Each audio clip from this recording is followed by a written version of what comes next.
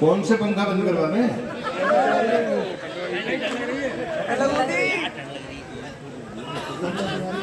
ठंड लग रही है? कूलर बंद करा दो भाई, कूलर गर्मी है अब तो। ठंड बढ़ गई ना,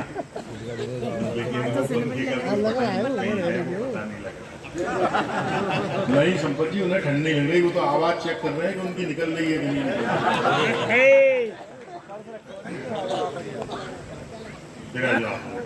राजू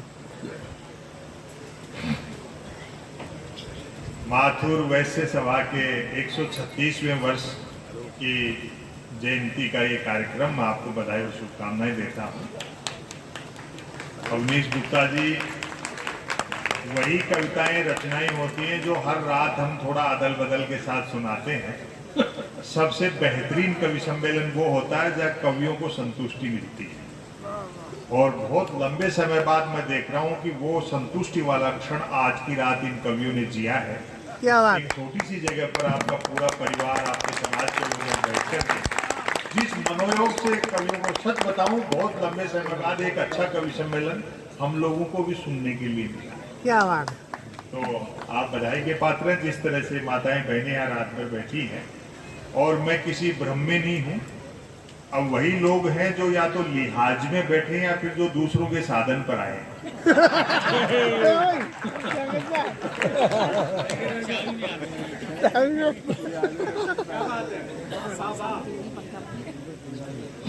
माताएं बहनें यहाँ बैठी हैं रात के प्रथम पहर से ही, और बड़ी संख्या में हैं, और महिलाओं के लिए ऐसा आरोप लगाया जाता है कि वो अच्छा सुनती नहीं, आपस में बात करती हैं, लेकिन आप लोगों से भी अच्छा सुना इन लोग। मौका नहीं मिला। नहीं, ऐसा नहीं है पूरे और खूब तालियां। कविता तिवारी ने क्या बढ़िया रचना सुनाई, मैं चाहता हूँ एक बार उसके लिए और तालियां। क्या बात।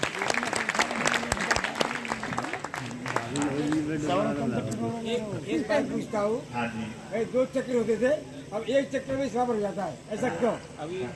मेरी बात तो यही है। और आप लोगों ने बहुत अच्छा सुना। कैसा सुना और कवियों ने कैसा सुनाया? नहीं, सुनने वाले अच्छे होते हैं तो कवि लोग अच्छा सुनाते हैं। सत्य बात। वो तो फिर क्या, जब सामने देखते हैं लोग एकाग्र होकर के सुन रहे हैं तो गेंद सीधी बल्ले पे आती है। क्या बात।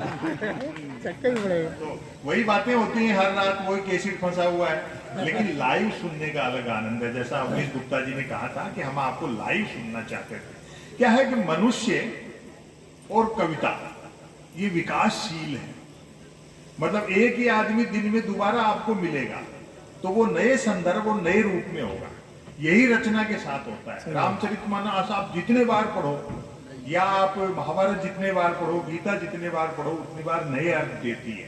शब्द तो नहीं बदले, लेकिन वो विकासशील कहलाता है काव्य। तो कवियों को जितनी बार सुनो उतनी बार नए रंग। और संपत जी, अवनीश जी को बधाई कि वो पहली बार आपको बाथरूम के बाहर सुन रहे हैं। बाकी इनका सेंस ऑफ ह्यूमर बहुत होगा। उन्होंने जब फोन पे भी बात की, हम तो पहली बार मिले, बहुत हंस हंस करके आनंद ले रहे हैं। और ऐसे दौर में आप देखो माथुर वैश्य समाज कितना उल्लसित होकर के कवि सम्मेलन का आनंद ले रहा है, जब सन्यासी व्यापार कर रहे हैं और व्यापारी सन्यास की सोच रहे हैं।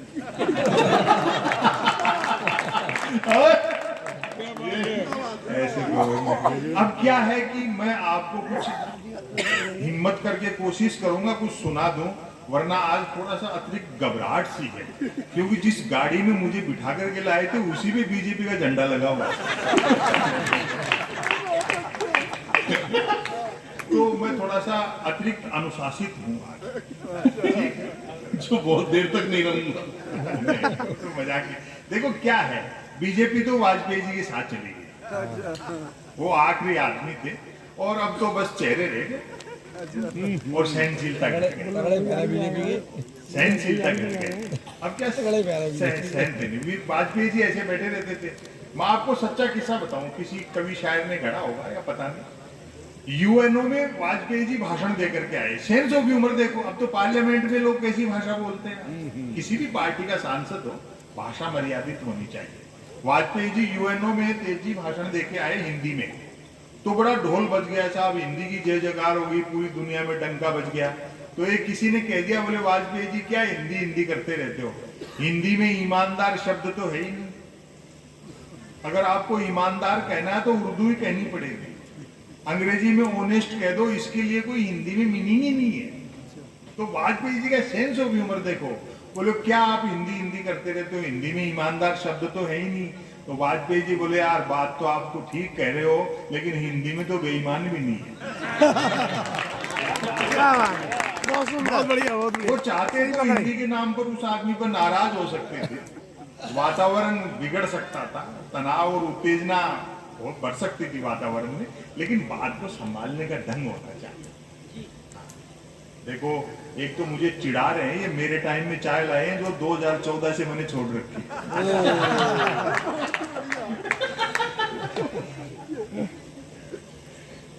माताओं बहनों, आपको मैं प्रणाम करता हूं। अभी तो महिला आरक्षण बिल आया है, नारी शक्ति वंदन क्या है, अब वो नारी की वंदना मत करो, उसको अधिकार दो।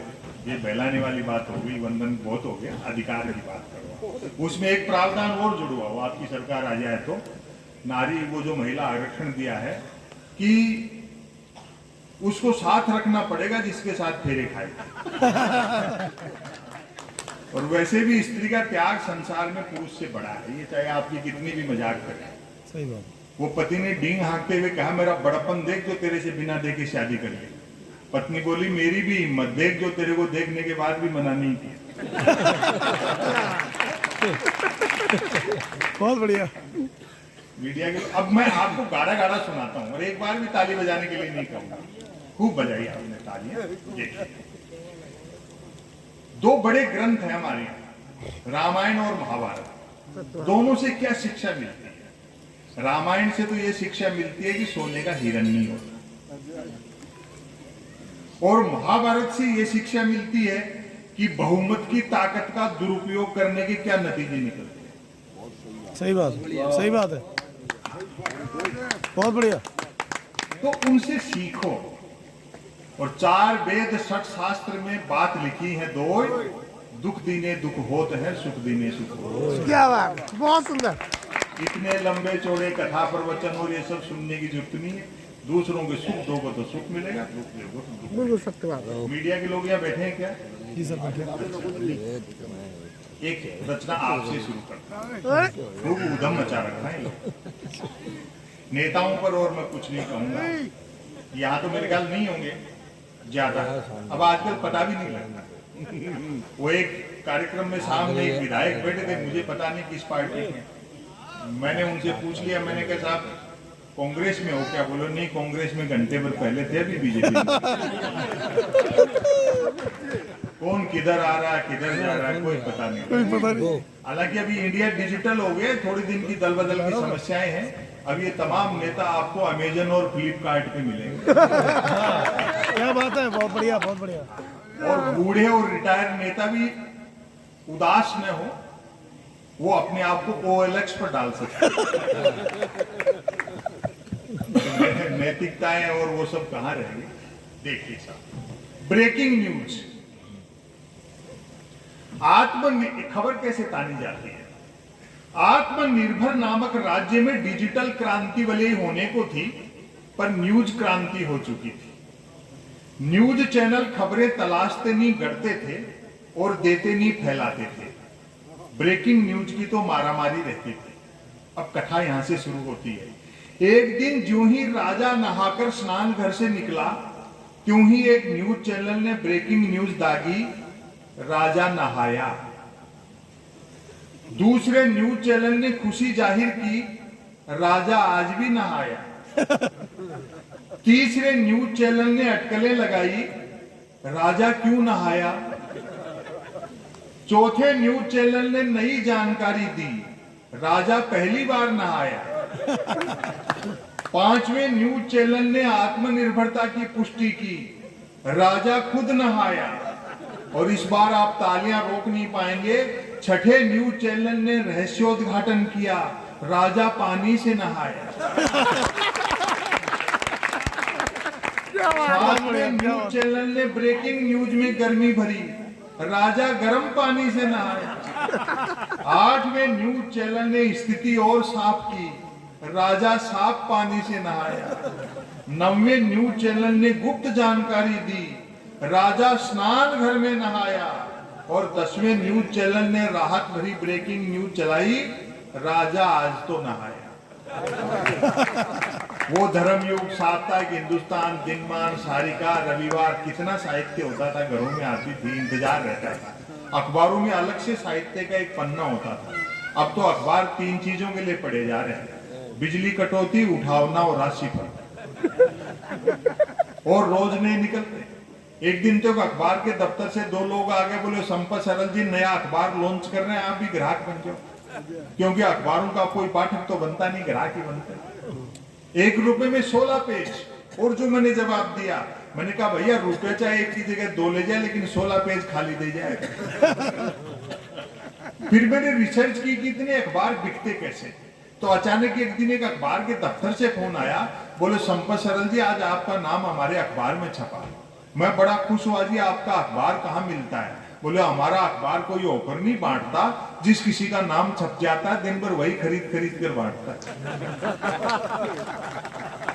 न्यूज चैनलों पर देखते हो प्राइम टाइम में बहस आती है, जैसे किसी जमाने में अवध के नवाब मुर्गे लड़ाते थे। 4 जन बहसे आते थे, एक मुद्दे का समर्थक, दूसरा मुद्दे का विरोधी, तीसरा बुद्धिजीवी दोनों को हड़काने वाला, और चौथा एंकर तीनों को भड़काने वाला। और आपकी तालियां उठेंगी, चौथा एंकर तीनों को भड़काने वाला। बहस होनी होती है गरीबी की रेखा पर, और करते रहते हैं रेखा की गरीबी पर। आप पूरी दुनिया का नजारा देखो, भले ही कवि लोग कुछ भी कहें, आप जोश में उत्साह में आकर के तालियां बजा दें।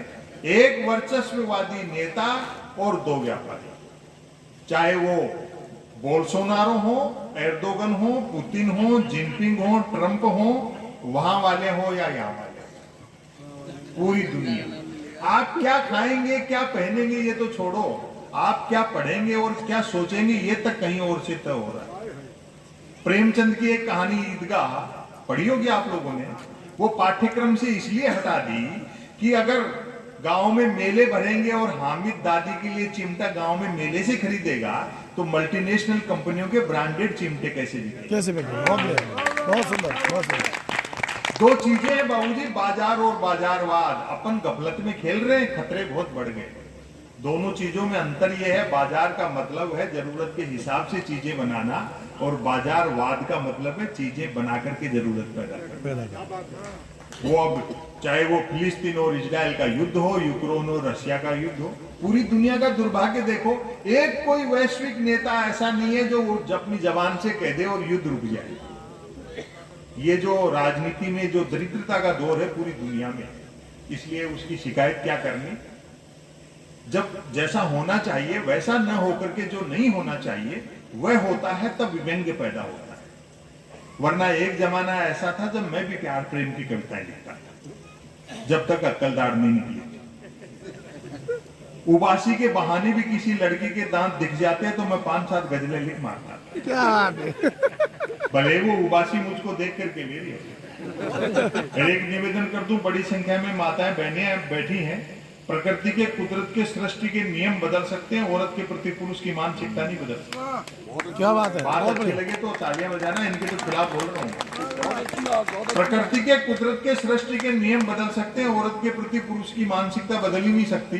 मर्द की फितरत होती है, अर्थी के रास्ते में भी औरत मिल जाए तो 80 साल का मुर्दा भी वाइब्रेशन मोड पर आ जाता है। लेकिन इतना भी तय है कि शादी होते प्यार का बुखार उतर जाता है।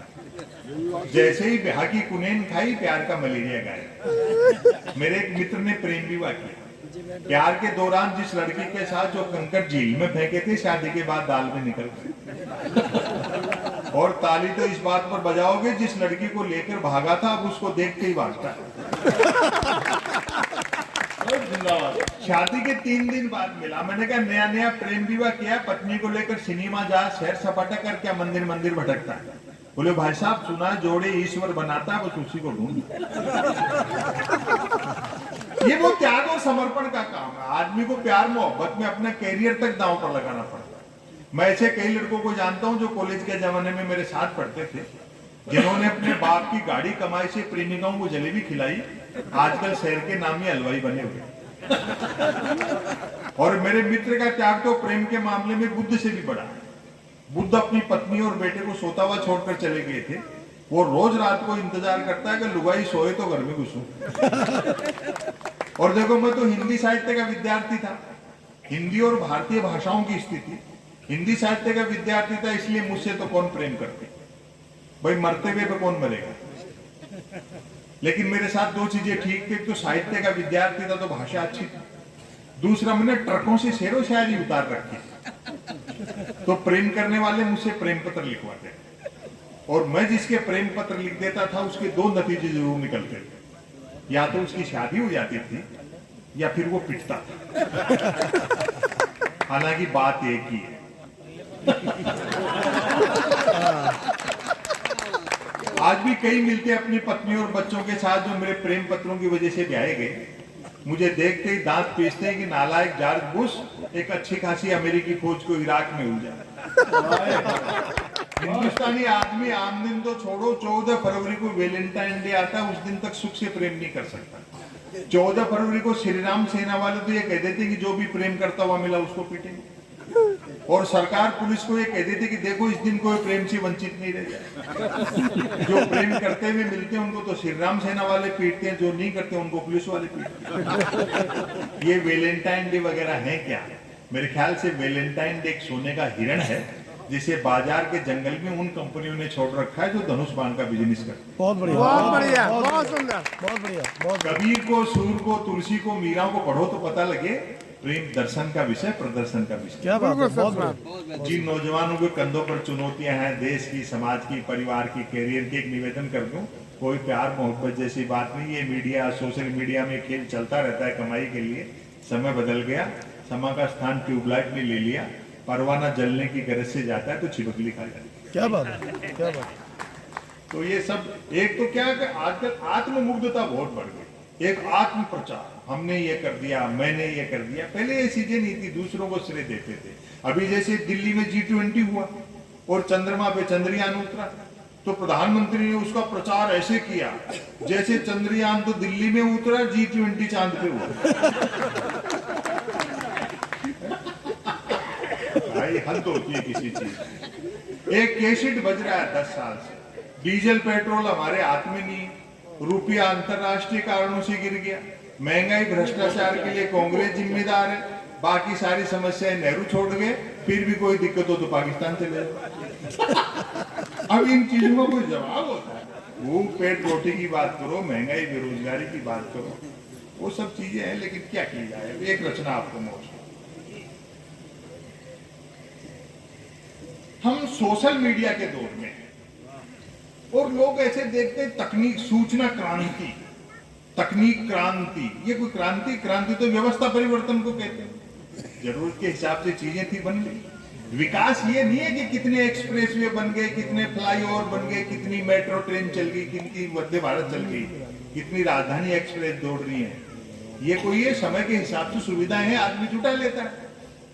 विकास ये है कि समाज में भय, लालच, ईर्ष्या, अहंकार, झूठ और बेईमानी कितनी घटेगी। क्या बात है, बहुत सही। अगर आदमी बेईमान और लालची होगा तो ये पुल और ये सड़कें हमारे किस काम आएंगी? तो जो मनुष्यता है वो बहुत जरूरी है। एडिसन ने जब बल्ब का आविष्कार किया होगा तेज जी, तो बल्ब के कारोबारियों ने भी दावा किया होगा कि अंधेरे के ताबूत में आखिरी कील है। आज हम देख रहे हैं लोग अंधेरे का फायदा उठाकर चोरी करते हैं और चुराए गए माल का बंटवारा बल्ब जलाकर किया जाए। क्या बात, बहुत बढ़िया, बहुत सुंदर, बहुत सुंदर। कि सफाई से बेवकूफ बना। तो जो मनुष्यता है वो जीवित रहनी चाहिए। एक रचना हमारा, समय की अपनी सीमाएं। और अच्छी बात है कविता तिवारी के हस्बैंड हमारे कंवर साहब यहाँ हैं और सबसे ज्यादा तालियां कविता की खुशी पे बजा रहे थे। अरे वाह, जो अपनी पत्नी की अच्छी कविताओं पे ताली बजाता हो तो समझ लो कि वो स्त्री का कितना सम्मान करता हो। बहुत अच्छा, आप भी रहते हो। नहीं, एक ऐसे लगता है ना पूरी भीड़ का लोड अकेले आदमी पे आ गया। हम सोशल मीडिया के दौर में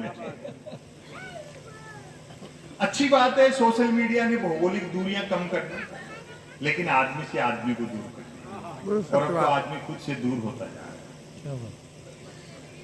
यदि किसी ने कुछ एक अक्षरों तक की नेकी कर डाली हो, उसको फेंकने के लिए ट्विटर से बेहतर दरिया नहीं है।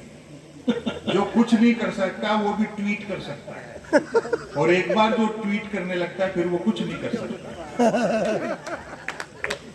मैं तो सोशल मीडिया का लोहा उस दिन मान गया जब एक सज्जन ने YouTube पर मेरे कवि सम्मेलन की एक ही क्लिप को साल में 100वीं बार सुना और नीचे गाली लिखी, लानत है संपत सरल को, नालायक ने साल भर से रचना तो छोड़ो कपड़े तक नहीं बदले। अवनीश गुप्ता जी, पता नहीं इसको सोशल मीडिया क्यों कहते हैं। हजारों किलोमीटर दूर बैठे आदमी से तो जुड़ना चाहते हैं, लेकिन बस ट्रेन फ्लाइट में सफर करते हैं तो कोशिश रहती है बराबर वाली सीट खाली रहे। क्या बात है, क्या बात है। कैसे कह रहे हो कि ये समाज को जोड़ रहा है? क्या दुराव कहां से आया? तब एक रचना। पुराना समय ऐसा नहीं कि हमने तरक्की नहीं की, लेकिन उसके लिए कीमत ज्यादा है। एक्सप्रेस हाईवे से 10 किलोमीटर नीचे उतरो, हिंदुस्तान आज भी क्या बात है। 15 रुपए में पानी की बोतल मिलती है तो तरक्की नहीं है। प्रजातंत्र के गालों पर तमाचे हैं कि सरकारें 70 साल में देश की जनता को शुद्ध पानी नहीं पिला पाई। क्या बात, क्या बात, क्या बात। तब आप देखिए पुराने समय के विरोधाभास। पहले सुविधाएं कम थी, सुख बहुत था, संघर्ष था, रोमांच भी था। पुराने समय के विरोधाभास में से एक रचना, फिर इजाजत देंगे तो 2 मिनट की एक रचना और, नहीं कवि सम्मेलन अच्छा हो। वे भी क्या थे, बुजुर्ग लोगों को समर्पित है।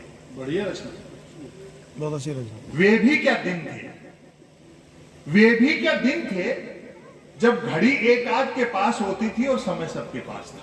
क्या बात है, वाह वाह वाह वाह वाह। माथुर वैसे समाज का 136वां वर्ष चल रहा है। पुरानी पीढ़ी के लोग यहाँ बैठे हैं, उन्होंने संगठन उस दौर में भी देखा होगा। तब देखें कि हमने क्या खोया, नई पीढ़ी किधर जा रही है। वे भी क्या दिन थे जब घड़ी एक आध के पास होती थी और समय सबके पास था। अब आपकी मोहब्बत मिलेगी, आज की तरह नहीं था कि फेसबुक पर 5000 दोस्तों और परिवार में बोलचाल। क्या बात है, वाह वाह, बहुत सुंदर। आप लोग गुप्ता जी इन कवियों को 2 पैसे देते हो, हमारे घर चल रहे हैं, हमारे बच्चे अच्छी शिक्षा ग्रहण कर रहे हैं, हम सुविधापूर्ण जीवन जीते हैं। उसके बावजूद ये कवि सम्मेलन, ये मुशायरे हम लोगों के लिए धंधा नहीं, एक मिशन है। इस अंधेरे वक्त में यही एक ऐसा दिया है जो टिमटिमा रहा है। सही बात। मिशन है, धंधा नहीं है। देखो दुनिया की कितनी भी एडवांस टेक्नोलॉजी हो, उजाला बनाया जा सकता है, धूप नहीं बनाई जा सकती। क्या बात है, क्या बात है। हमारी कोशिश रहती है नई पीढ़ी मोबाइल इंटरनेट में उलझे हुए बच्चे शब्दों से मोहब्बत करे, किताबों की तरफ लौटे, बुजुर्गों का सानिध्य हासिल करे। तब देखें पुराने समय के विरोधाभास। तब मोबाइल तो क्या, लैंडलाइन फोन तक नहीं होता था, अतः झूठ सिर्फ आमने सामने मिलने पर ही बोला जाता था।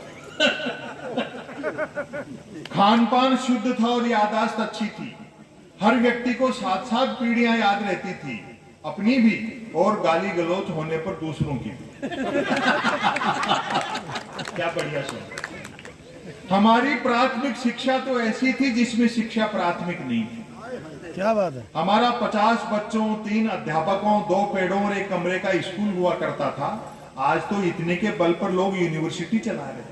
वाह। पढ़ाई लिखाई को लेकर कतई तनाव नहीं रहता था, क्योंकि हम विद्यार्थियों और अध्यापकों के बीच एक समझौता था कि सप्ताह में 3 दिन भी स्कूल नहीं आएंगे और 3 दिन हम।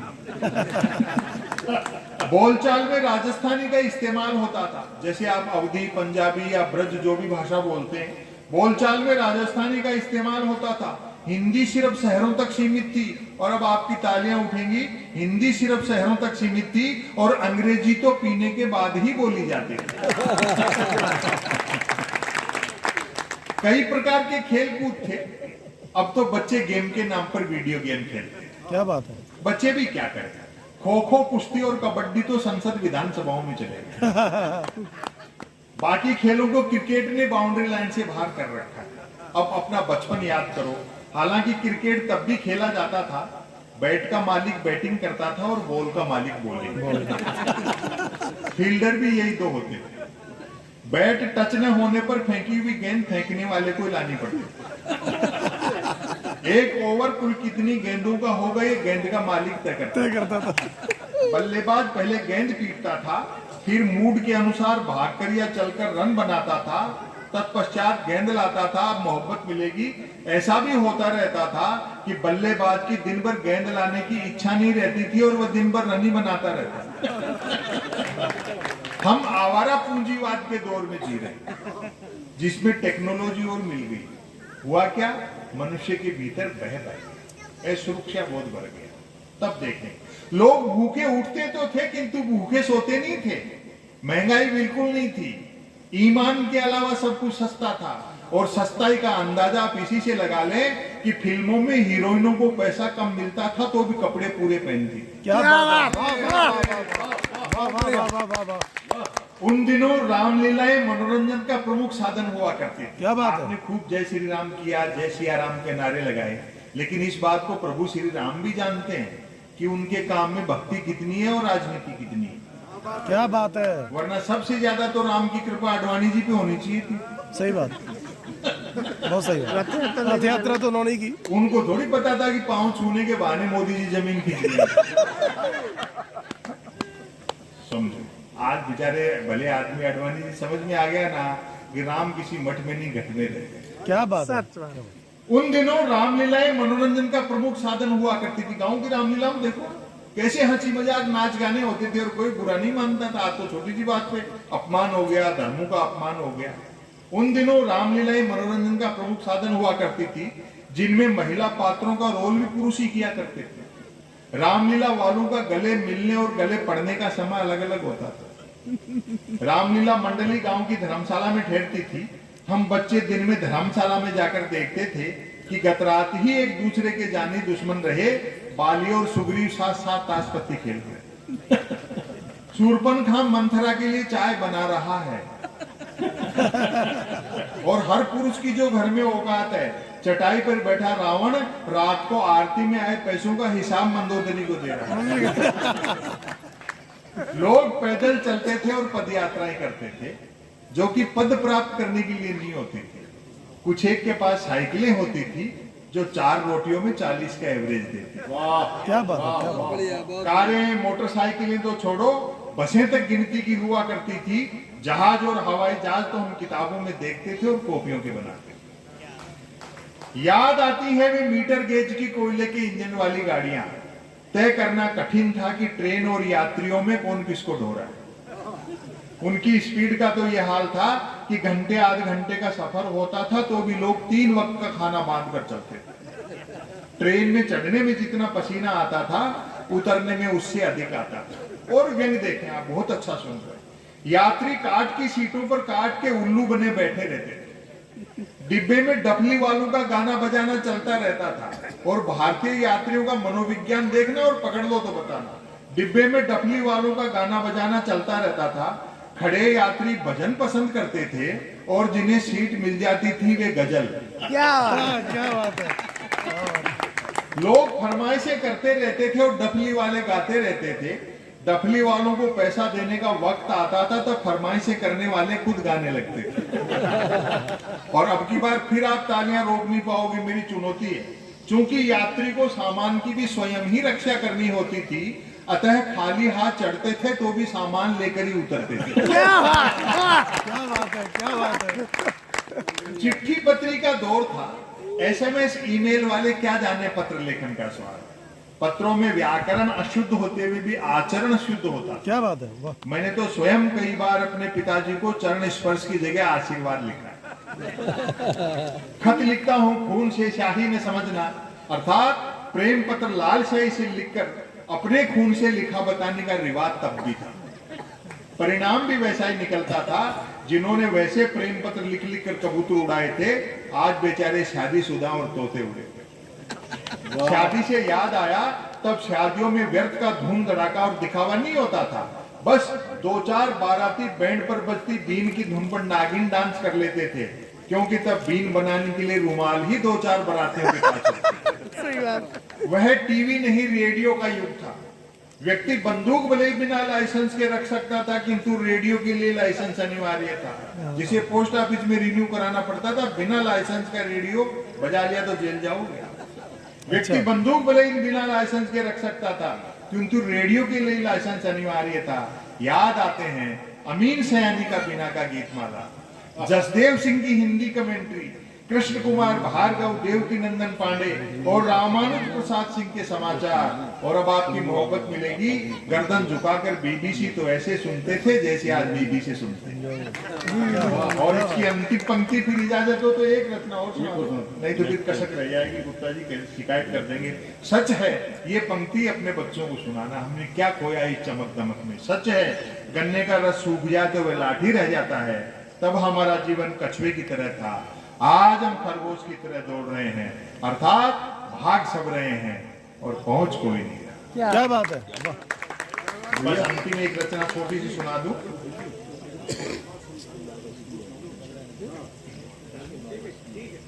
छोटी सुना संपत को सुना दो, सिंजू आवी वाली, सिंजू आवी। क्या है वो सब पुरानी चीजें नहीं, सुनाओ। हाँ संजो वाली सुनाओ। आज क्या आपने, एक तो रमेश मुस्कान के माध्यम से गुप्ता जी टीम बहुत अच्छी बनाई। ऐसे कभी क्या हमको रात को मिलते नहीं अच्छे सुनने वाले, जिनको मन से सुन सके। अभी तो क्या देखो बढ़िया सरस्वती वंदना की कविता ने, और रुचि जी ने क्या बढ़िया गीत सुनाए। पिछले दिनों एक कवि सम्मेलन में फंसा, कवियत्री ने सरस्वती वंदना की और बहुत बेसुरा गा रही थी, और वंदना के बोल थे, माँ मुझे स्वर का ज्ञान दे।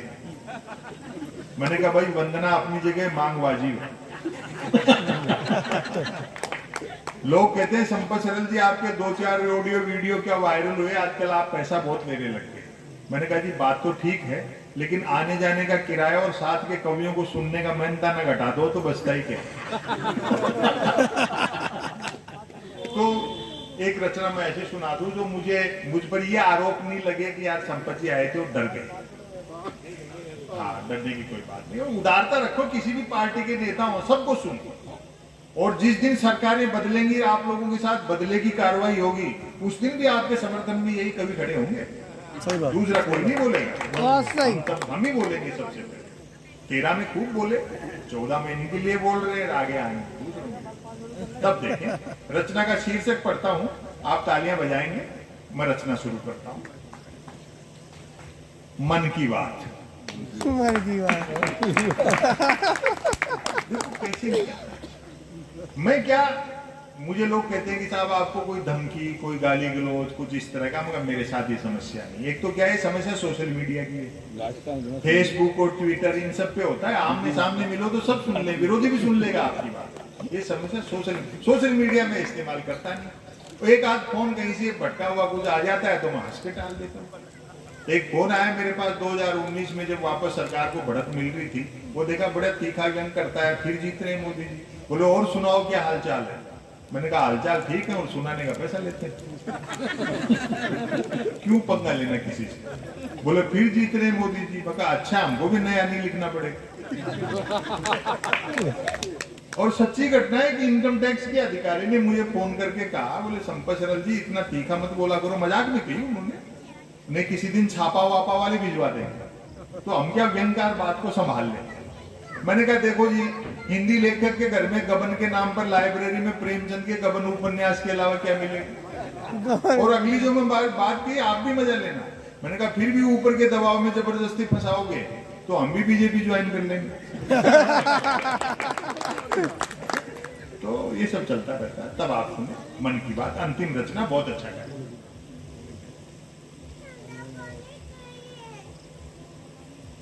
मन की बात। कोई कुछ भी बात करे, बात कुल दो ही प्रकार की होती हैं, एक काम की बात और दूसरी मन की बात।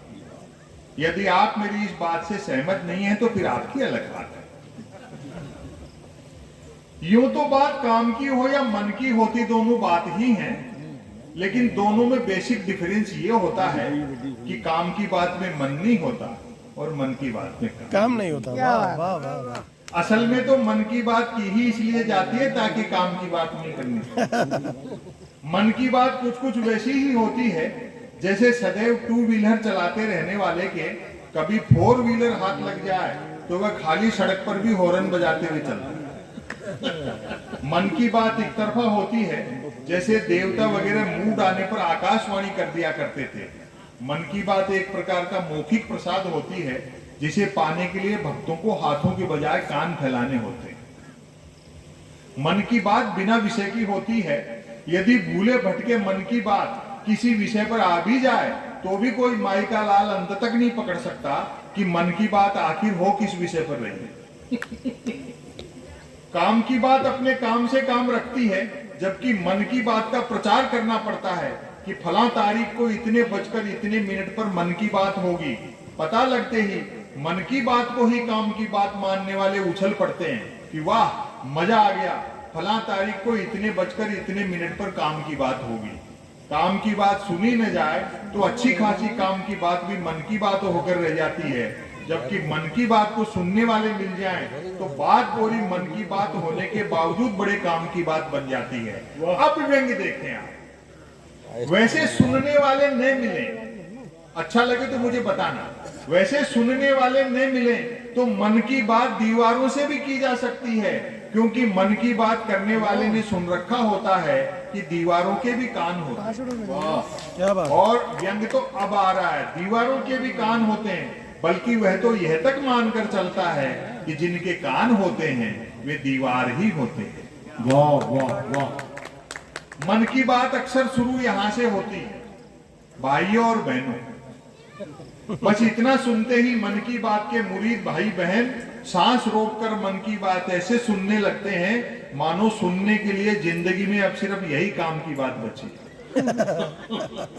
काम की बात करने से बचने की एकमात्र तरकीब है कि तुरंत मन की बात शुरू कर दी जाए। यह अलग बात है कि लगातार मन की बात करते रहने वाले से फिर लोग उम्मीद भी नहीं रखते कि वह जिंदगी में कभी कोई काम की बात भी करे।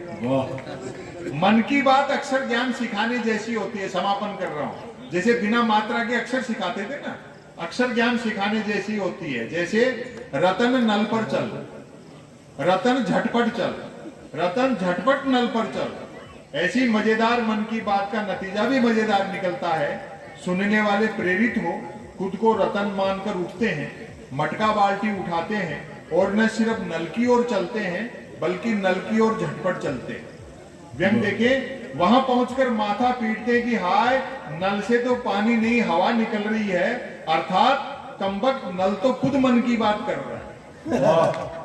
श्रोताओं के इस रिएक्शन से प्रभावित होकर मन की बात करने वाला तुरंत अपनी अगली मन की बात शुरू कर डालता है, रतन घर पर चल, रतन झटपट चल, रतन झटपट घर पर चल।